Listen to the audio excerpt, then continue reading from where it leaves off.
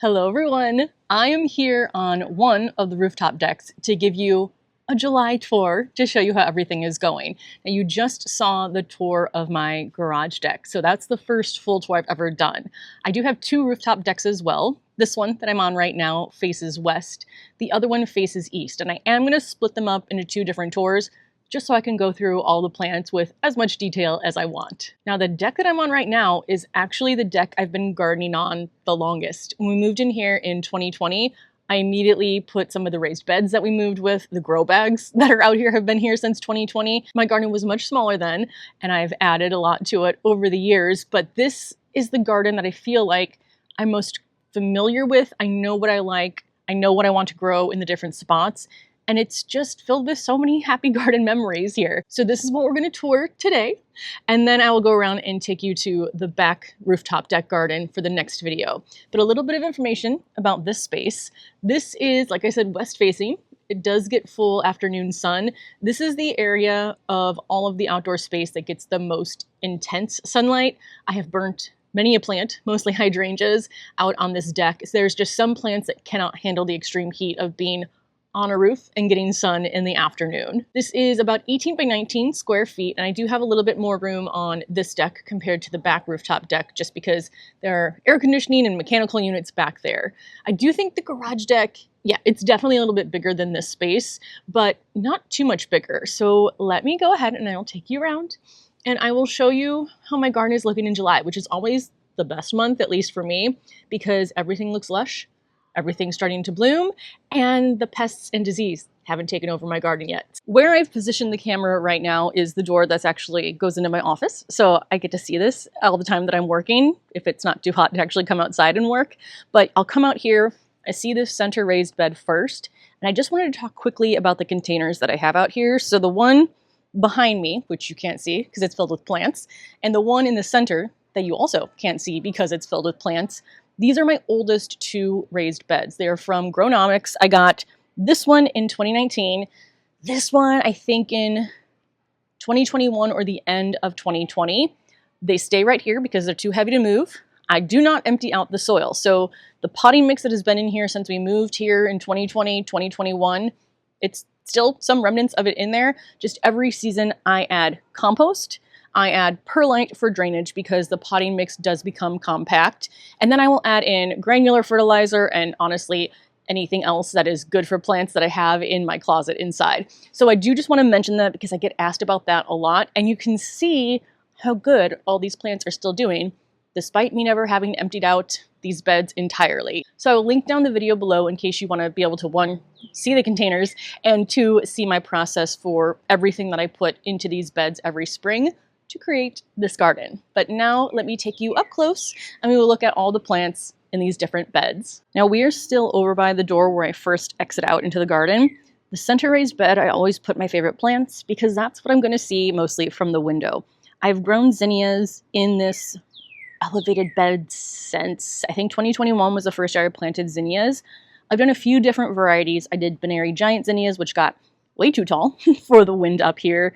I've done, I think I did Oklahoma, and I can't remember what other ones I've done, but last year I did the Queeny Lime series, and I loved it. So that's what I've done again this year. I also have always put in the Supertunia Vista Pink Bubblegum right in here in each corner, so there's one in every corner. It will probably get eaten by the budworms at some point. I do try to keep an eye on it, but I just love how full this is, and I actually have trimmed all of these at least once, if not twice, so far this season. I do try to keep them a little bit up off the ground just so they don't cover all the plants below it. But that is my must-have in the garden. I have a few must-haves, but the Supertunia Vista Pink Bubblegum is a must-have every season.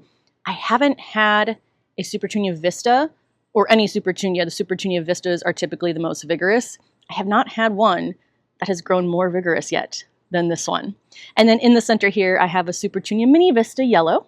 It is doing a good job, I'd say, keeping up with the other two. It's not getting completely covered yet, but it doesn't grow anywhere near as vigorous as the regular Supertunia Vistas. In this bed then are just those petunias that I've shown you in each corner, the mini Supertunias in the front and back, and everything else in here is a Queeny Lime series zinnia. These, I got the seeds from Johnny Seed. I have 4, I think there's 5 different varieties. I have 4 of them. So I have Queeny Lemon Peach, Queeny Lime with Blush, Queeny Red Lime, and Queeny Orange Lime. So those are the 4 different ones that I have in here. I started them from seed early April. So these I will start roughly 4 to 5 weeks before last frost, or when I think I can move them out. They are the fastest growing of all the flowers that I start from seed. So these are usually the last round of seedlings that I'll start inside. And then I transplanted them out. It was a little bit cooler this year, but I think it was still around mid-May. Now let's come in close on each of these varieties because I love them so much. This first one here, this is the Queen Lime with Orange, or Queeny Lime with Orange zinnia. I will say though, each of the zinnias does look a little bit different, so not every single flower on the same plant looks the exact same, which is part of the fun. And in fact, let me show you what I mean by that. You can see a little bit of difference here in the size. Some are smaller, some are larger. This one up here has more blush on it than lime. This one has more lime than blush. And this one also has more layers of petals on it. So these are all from the same plant, but they do all look very unique, which I love about these. This one here is one of the Queeny Lemon Peach. This is the only one that doesn't have lime in the name, and it is a blend of orange and yellow. It has similar colors to the Queeny Lime with Orange, but I think you can see the difference in how much more orange this one is. And then the final one that I have is the Queeny Lime with Red. I have usually loved this one the most just because it feels like a very, I don't know, vintagey rose color to me. But the Queeny Lemon Peach, and honestly, all of them I just love so much. I love different ones more each year. But this one is also one that has a few different variations. So let me go find you another flower that, I don't know if it's from the same plant, but the same variety that's a little bit more red. Here we go. So this is also the Queeny Lime with Red, and you can see that there's barely any lime on this. It's just that rose color. So all of them are so unique and so beautiful. I also almost forgot that I do have some Zahara zinnias in here. These are petite zinnias. They won't get much taller than this. The flowers are much smaller. The stems are much smaller. So whereas I use these for a lot of bouquets, these more petite zinnias, I'm just going to deadhead and leave them in for the blooms, but whole zinnias are cut and come again. So the more you harvest or the more you deadhead, the more flowers they will produce. Now, this one is Zahara Cherry. It is supposed to be more powdery mildew resistant, and that is an issue I have, I think, every year except the first year, and I was kind of bragging about how I didn't get powdery mildew, and Mother Nature heard me and has given it to me ever since. But I'm going to see, especially because they're touching each other, if there is any difference between the Queeny Lime, which does not say powdery mildew resistant, and the Zahara. That's the door right there to come out onto the deck. It does have double doors. I barely ever use this one, which is why I put plants in front of it.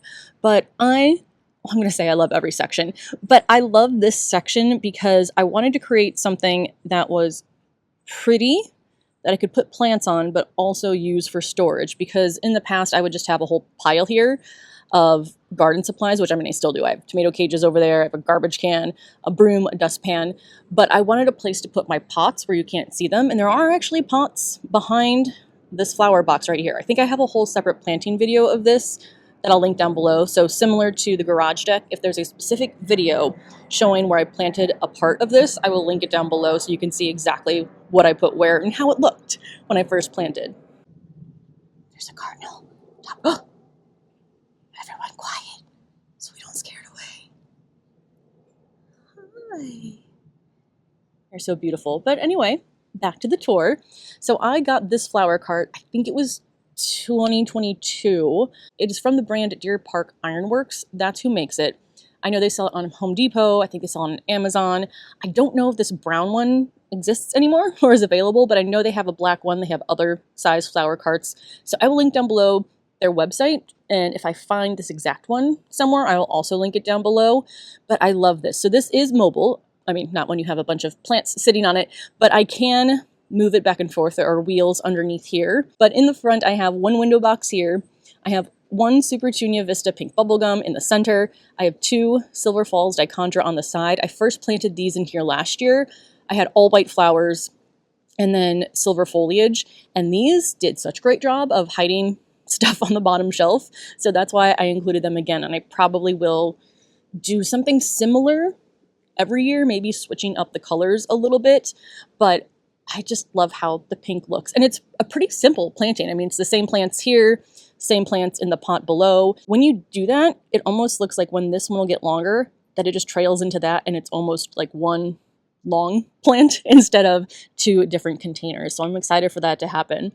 On the left, I have two containers here. This first one has an Ethamburgia. I have grown something up the side and onto the roof every year since I've had this cart. I first started off with Morning Glory, but I never had a lot of luck with it flowering. So last year I did one Morning Glory and one of the Coconut Appeal Thumbergia with the white flowers that I have down on the garage deck. The Morning Glory grew faster, but was thinner. The Coconut Appeal grew slower, but the canopy was thicker, and it had flowers all season. Now that Coconut Appeal is a Proven Winners brand. This one is not. And in fact, let me find the name so I actually get the name right. So this is the Black-Eyed Susan Vine, or Thumbergia, Sunny Susie Rose Sensation. It is an annual, zones 8 to 10. I think most things out in this garden are annuals, except for my fruit trees, my mints, my natives. But I think almost everything else is an annual. Now, I love pink, clearly. And so I wanted to find a pink Black-Eyed Susan Vine, and I found one on, I think it was Select Seeds. That was the website.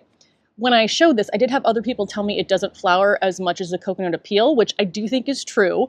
I've also noticed it grows faster, like it grows longer faster than the Coconut Appeal, but it's also less dense. So it's not as fast of a grower as Morning Glory, not as slow of a grower as Coconut Appeal. It flowers more than the Morning Glory did, less dense, whereas the Coconut Appeal is more dense and had more flowers.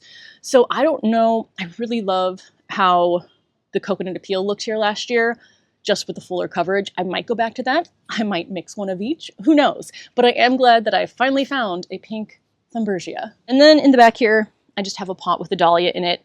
Everything on this deck is set up to irrigation, which is great. None of the dahlias are blooming right now, but this was the first of the dahlias that I had bloom. This is a new one for me this year. I planted it inside in, I think, April, left it inside to pre-sprout, and then moved it outside. And in fact, I think I need to tie you up into this support cage. I do find that for my dinner plate dahlias, I do need support cages, and the taller, the better to keep them from falling over. So coming around now the center bed, I just showed you the flower cart over there. This is my herb rack, and I'm actually growing fewer herbs up here than last year. I think this is one of the areas where I've reduced the size of the pots. However, that's because I'm growing herbs on the garage deck, which I wasn't growing anything on last year. But still, I have less up here now. I have consolidated, but I also have a smaller, I'd say, range of different types of plants. I basically have 1, 2, 3, 4, 5, 6, 7, 8 different flavored mints all here. I got those online from Mountain Valley Growers. Some I got this year. I ordered them, I think in winter. They sent them out when they were ready to be planted in May. And I think 5 of them, 5 of 8 from last year, overwintered outside on the rooftop deck in a plastic greenhouse. So some of these I didn't even have to get again. In this top row here, and this plant stand I got from Gardener Supply. I don't think it's in stock there anymore, but there are similar ones on Amazon I found that I'll link down below. But in the top here, I have lemon bergamot mint on the left. I have basil mint in the center, and I have a cat statue right here on the right. Lemon bergamot was probably my least favorite from last year. I didn't dislike any of the flavored mints that I got, but I didn't use that as often as I use the other ones. The basil mint is interesting, the one in the center, because that tastes almost like a grapefruit mint to me. I think there actually is something called a grapefruit mint, but it's very citrusy. And so I love that one in the summer. I did often mix some of the more citrus flavors together. Down in the row below here then, on the right side, we have apple mint, which is one of my favorites, and I ordered another one this year, but also the one I overwintered survived as well. In the middle of that second row is my pineapple mint, and then to the left is the strawberry mint, which I do have some weeds growing in, so I've had to weed some of these pots, but those two also overwintered last year. I love them. If you're looking for something more pineapple flavored, I'd go with pineapple sage, which I also have, but this does have a nice pineapple hint to the mint plant. The strawberry mint's delicious. It has a very strong like candy strawberry flavor. I often love to mix that with the chocolate mint that I also have. And then there's another mint I mix with those as well. But I would say like so far out of the ones I've shown you, apple mint and strawberry mint are my favorites, but we all might have different tastes. On the bottom row then of the step ladder, I have banana mint, orange mint, banana mint. These two overwintered. This one is taking its slow time, but it's still alive. And then this is a new one that I got this year. So for these, I mix the banana mint the most with the chocolate mint. I do banana mint, chocolate mint, cacao powder, and milk. And usually that's in the winter because it's a very like savory, delicious tea. I am usually going more towards the fruitier, citrusy flavors in the summer, but that's been my favorite combination. So because of that, I got some extras of some of them. Down here in these two pots, I have another apple mint, because I love it so much. And then I have a pot where I'm growing one chocolate mint and one banana mint together. Because if you grow plants close together, they might swap some flavors with each other. I don't really notice it happening in these, so I don't know how much of a difference it'll make in the same pot, but we'll see. But I'm really excited to grow like my own combination of chocolate and banana mint together. And then my only non-mint plant up here, which I don't know if I realized that, this is my pineapple sage. This is another one of I need to have every year. I would say of the herbs that I would have to have every year or that I'd be sad without, definitely my pineapple sage. It tastes like a candy pineapple, so good. The chocolate mint, and I would probably choose banana mint over strawberry, but they're very, very close. And I haven't found banana or strawberry mints anywhere except from Mountain Valley Growers. So I'll link their website down below. Again, I usually order in the winter so they don't get sold out, and then they get shipped to me in May. But this is what I'm growing in my herb garden up here. So for those three areas I just showed you, they basically stay the same or very similar every year. I know what I want to plant. I know the plants that I love the most. So it is very easy for me to plant this part of the garden every year. I do feel like, though, somehow, for most of the rest of this front garden, I just threw things everywhere and it's kind of becoming chaotic, but maybe chaotic in a good way. So as I take you around, I will point out some things I did plant, some things I did not plant, and some things that I definitely didn't give enough space to. Now I'm standing in front of the flower cart looking out, and on the left here I have another elevated bed. This one is from Epic Gardening. It is the only bed out here. I have two of these. It's the only brand that is not Gronomics that is out here. What I like about these is that you can change the depth. So you can put it all the way down. I think there's like a, not short, but like not as deep, medium deep, very deep length. I think it's like 7, 11, 15 inches. I went for 15, which I'm glad I did for this bed because I have perennials, but I probably did not need to do for my annual bed. But this has become sort of my natives bed, and it has gone through a journey. So let me show you what journey it is on currently. What is growing in the center and taking up most of the bed is milkweed and common milkweed. I thought I only got, was it butterfly milkweed that doesn't act quite as aggressive, but turns out I didn't because I checked my order history from Prairie Moon Nursery and I did get this variety.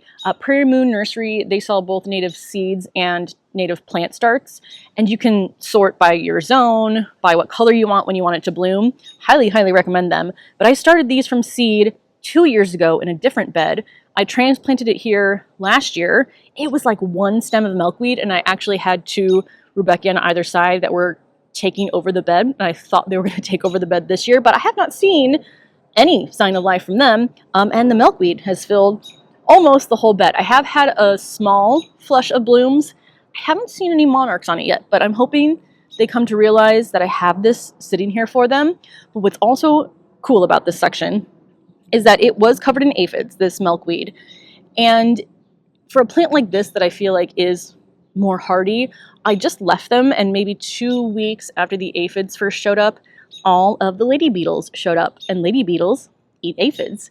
So they ate the aphids, they laid eggs, the larva hatched, ate also the aphids, and now there are no aphids left on it. So I did nothing to control aphids. Now for the zinnias, because I feel like I don't want to lose them and they're not quite as hardy, I do blast aphids off with a hose, but this was very fun to just watch nature do its thing. I do have a volunteer sunflower growing up in the back corner. I don't know where this came from, either a seed from last year in the garden or a bird dropping, something like that. But this one I've named Fred. I like to give my volunteer sunflowers a name. Last year I had Bob. I find that volunteer sunflowers usually grow larger and stronger than the ones I plant myself. So I'm excited to see how this one does. I already have the flowers starting to form up top. Now, what else is in here is another plant I did not plant. I didn't even know exactly what this is. I'm assuming some sort of thistle because it stabs me when I touch it. But let me know if you know this exact plant. I did do a Google image search and it kind of gave me a few different options for what this might be. But I'm assuming, because I've never grown this up here before, that it also came up with some bird poop. And then I have, just getting blown back here, I have a dill plant. And this is also for the butterflies. So I like to have those in there for them to eat.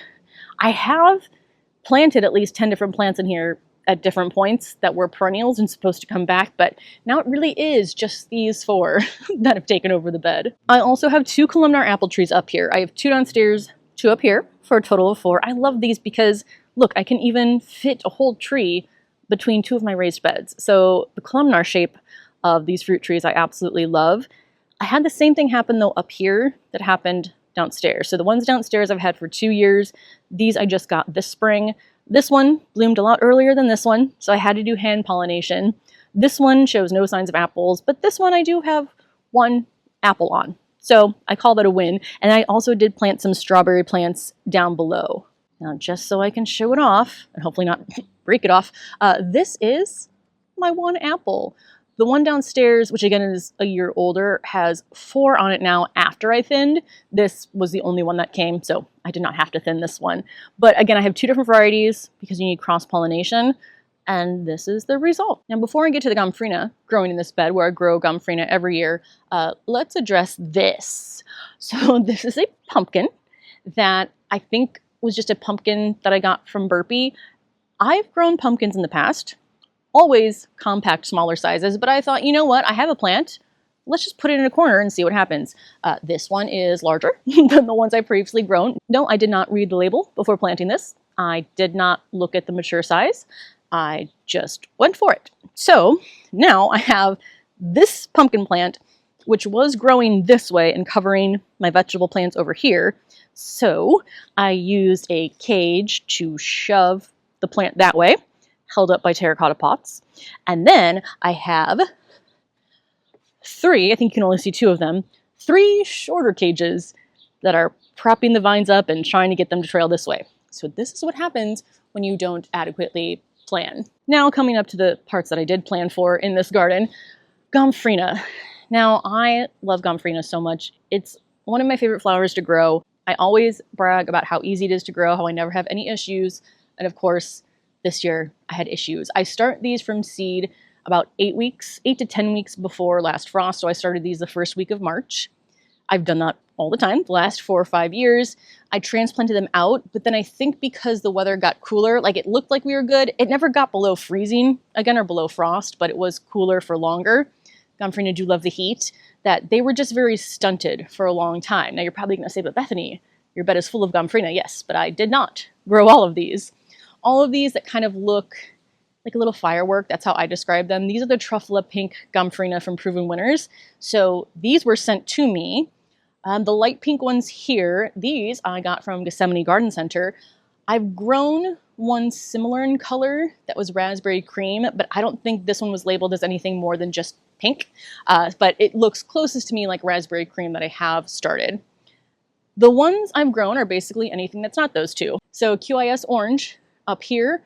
This one also, there's a few of them that get longer and taller stems, a few of them that get shorter stems. This pink one gets shorter. This orange one gets longer. I think Strawberry Fields is a shorter one, so I have a red one here, Strawberry Fields. I also planted a purple one. Oh, okay, kind of see it in the very far back, which I can't pull to you, but I have a purple one back there as well. So we're gonna see what happens. Some of the Gumrina died that I planted in here. Some of the Gumrina were just really slow and they are starting to pop up now. So we'll see, but that was sad to finally have a year where Gumrina didn't just work really easily for me. And now we come down this aisle on the back side of the bed with the zinnias in the center. This is what I call my little veggie patch. Some of them you can see, some of them you can't see very well. But in the front, I have 1, 2, 3, 4, 5, 6, 7-gallon grow bags with vegetables in each. So I have a zucchini, cucumbers, beans. I'll take you up close for all of these. 2 peppers. Maybe I only have 5 bags. I think that's what's in the ones up front. In the back you can't see, but there are 30-gallon grow bags. These are my largest grow bags. Had them since 2019. Leave them out every winter. I did sow poppies, and by that I mean I threw poppy seeds out here in late January, early February, forgot about it, and then they started to grow. So usually I don't do that, but I did like having some color here a little bit earlier. The only thing is, again, with planting, I always use those 30-gallon grow bags to grow my indeterminate tomatoes and my zinnias. So right now they're kind of sharing space. I probably need to pull some of the poppies and get things just a little bit more organized and cleaned out. So that is coming up next on my to-do list. But now I'll take you in and show you the specific plants that I'm growing. Let's start in the back because I feel that's slightly less of a mess right now. So all of the orange flowers are the poppies. They are the, I think it's American Legion, and the seeds are from Farmer's Almanac. And then in here is one indeterminate tomato. So I buy most of my vegetables as starts from the store just because I'm usually only growing 1 or 2. So unless it's a variety I really love that I can't find in store, like I'm not tied to any particular cherry tomato variety, I will just grab these from a garden center. So this one in here is the Cherry Tomato Unicorn Yellow from Burpee. This one down in front, I have no idea. I think this is a volunteer tomato plant because I do have tomatoes that fall onto the ground in here and then they break down and the seeds create new plants. So I now have 2 indeterminate tomatoes in here, which is fine. I've grown 2 in one of these 30-gallon bags before. But I, again, should clear out some of the poppies so they have more space and more airflow. This center one, usually I just grow the giant Baneri zinnias. So now I have tucked them around the edges so they could get sun. These I also started inside about 4 weeks before. I think they could probably use a little bit more space in there too, but I have 1, 2, 3, 4, 5. I think what I'll do is once I take the poppies out, I will space these a little bit further apart within the grow bag just so they have more room to grow. But yeah, that is, again, a lack of proper planning on my part. And then the last bag is basically the same as the first bag.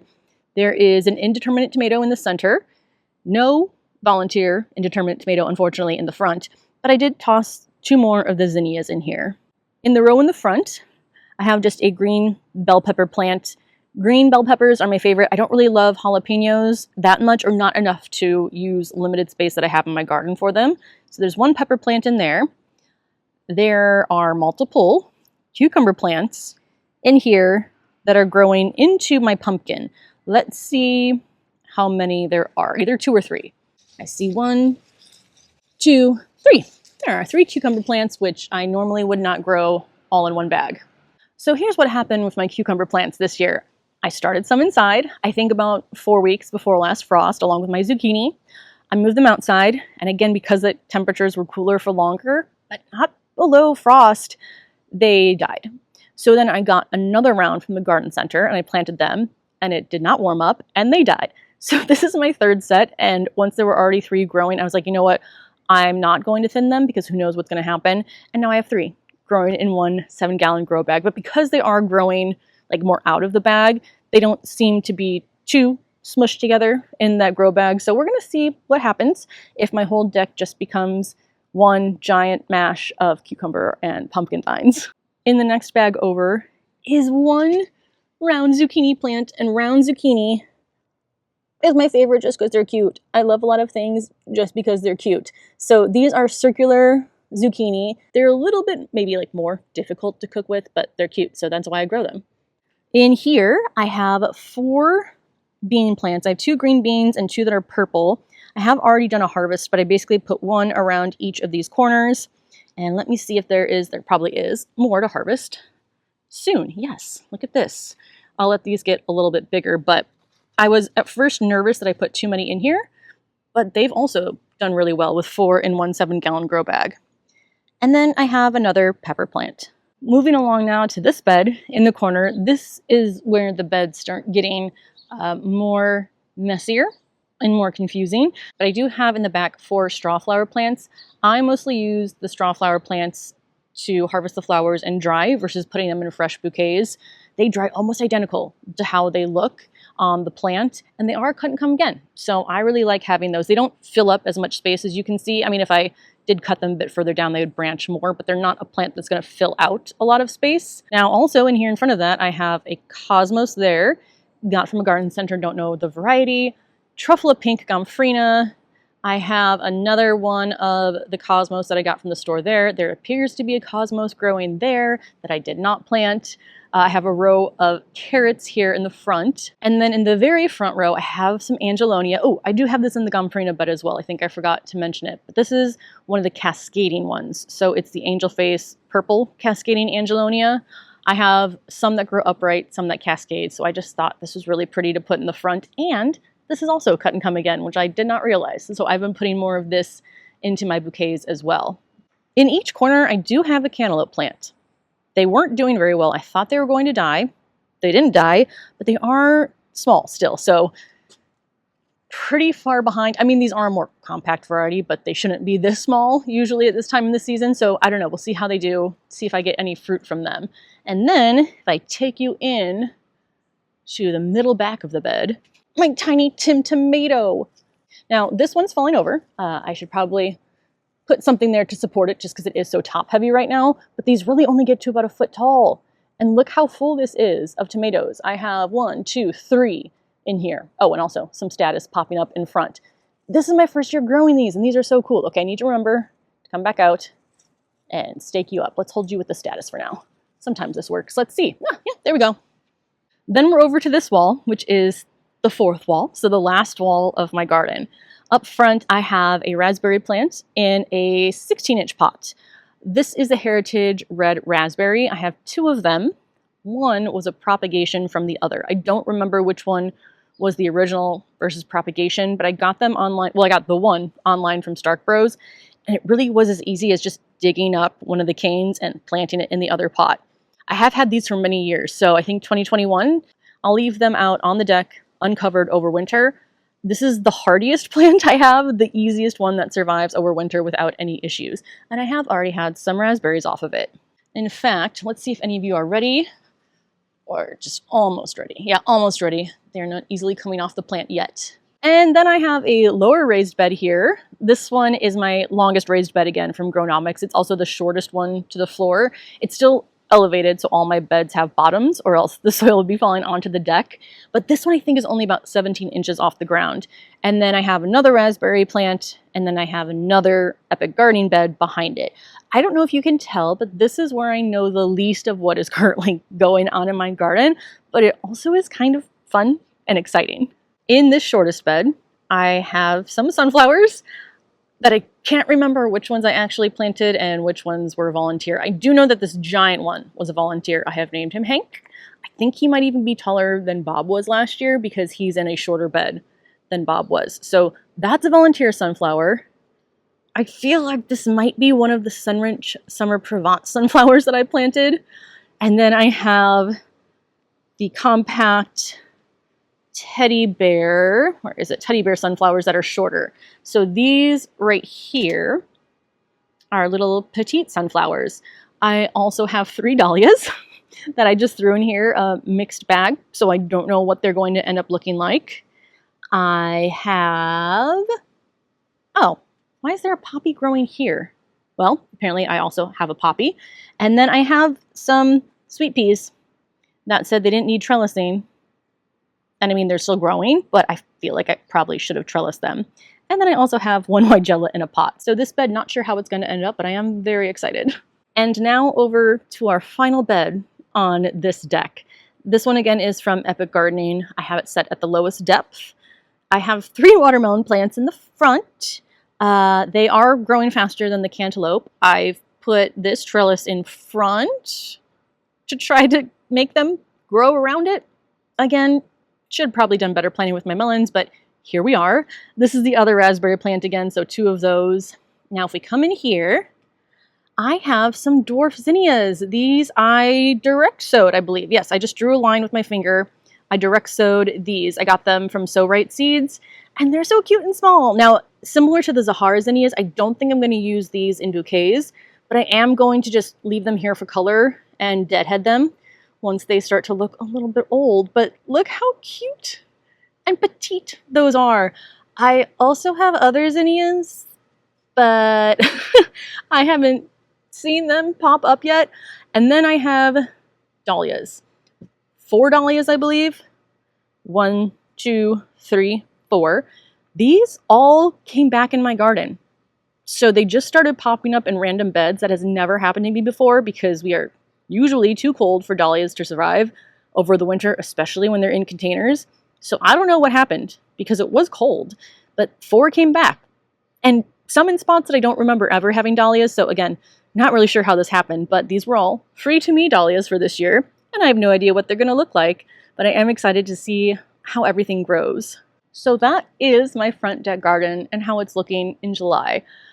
This space makes me so happy, and also when I reflect on how it's looked in the past years, to see how much I've just grown as a gardener. And honestly, I swear when I pay less attention, my plants do better. Not my house plants, but these plants do better. Although I don't know if that's a scientific finding, but I love this space out here. This is where I harvest the most from. So my herbs, my vegetables, the majority of my cut flowers are out here. So I'm probably working in this garden the most, whereas the garage deck, except for the few fruit trees, and the herbs, mostly to look pretty. The back deck does have a good amount of cut flowers, but no edibles other than flowers that happen to be edible out there. But yeah, I'm definitely working out here the most. And this is the deck I come onto first in the morning, mostly because my pigeon friends pop out and say hello. But I love this space so much. Oh, I do want to say one thing before I sign off for this video. Know your deck capacity. So this deck is on top of the second floor of our house. It could collapse. I would like it not to. So before you start putting heavy things up here, know your deck capacity. Ours is 100 pounds per square foot, which is very strong. I could put a hot tub up here if I wanted to, but I need plants, not hot tubs. So I know that I can have, for example, the elevated beds. Now, most of the elevated beds themselves don't actually weigh that much. I can carry one on my own, but once I fill it with soil and plants and I water the soil, it can get quite heavy. So do keep that in mind before you start any sort of larger garden on your deck or balcony. If you don't know the capacity, or maybe you're just renting, I would say stick to like grow bags or lighter weight containers and smaller plants. But I just want to make sure that no one damages their deck while trying to garden. So let me know if you have any questions. I will show you around the back deck in the next video. Hopefully it's as nice of a day as it has been today, and I will see you in the next video. Bye.